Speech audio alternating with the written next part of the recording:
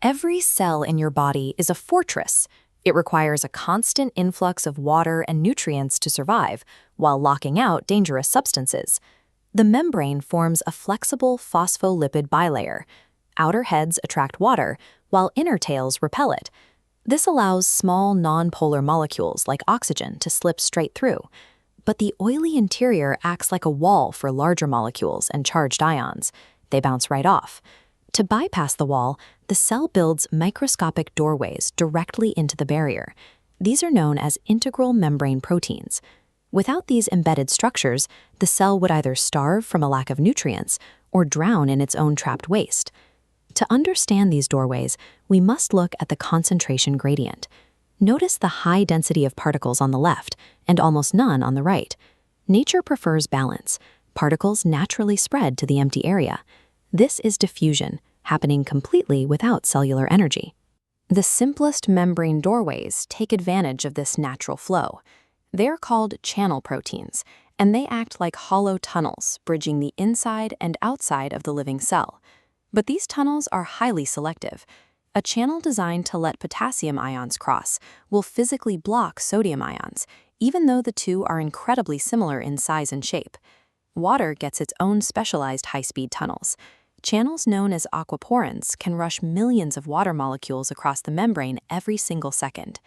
Some essential molecules, like glucose, are just too big for a simple tunnel. To get them inside, the cell relies on a mechanical solution called a carrier protein. Instead of an open pore, a carrier protein operates more like a revolving door. It catches a specific molecule on one side, physically changes its own shape, and releases the molecule on the other side. As long as the particles are moving down their natural gradient, from high concentration to low, the cell gets this transportation for free. But cells often have to fight nature. A cell may need to stockpile specific nutrients when they are scarce outside, or expel waste into an environment that is already crowded. Forcing molecules from low concentration to high concentration means moving against the gradient. This process is active transport, and it always comes with a cost. To run these forceful protein pumps, the cell spends its primary energy currency, a powerful molecule called ATP. Let's watch the sodium-potassium pump. First, 3 sodium ions lock into the bottom from inside the cell. ATP attaches and releases energy, forcing the pump to invert and eject the sodium. Exposed outside, it grabs 2 potassium ions, snapping back to drag them inside. Notice the unequal math. The cell kicks 3 positive charges out, pulling only 2 back in. This specific imbalance creates a membrane potential, an active electrical charge across the surface of the cell.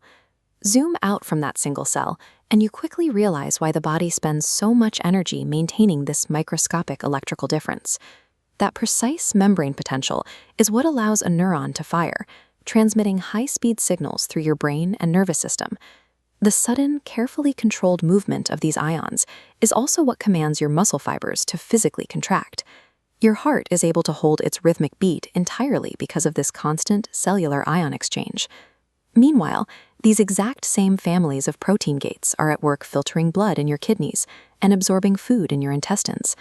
Every second you are alive, trillions of these shape-shifting gates are working simultaneously across your body's tissues.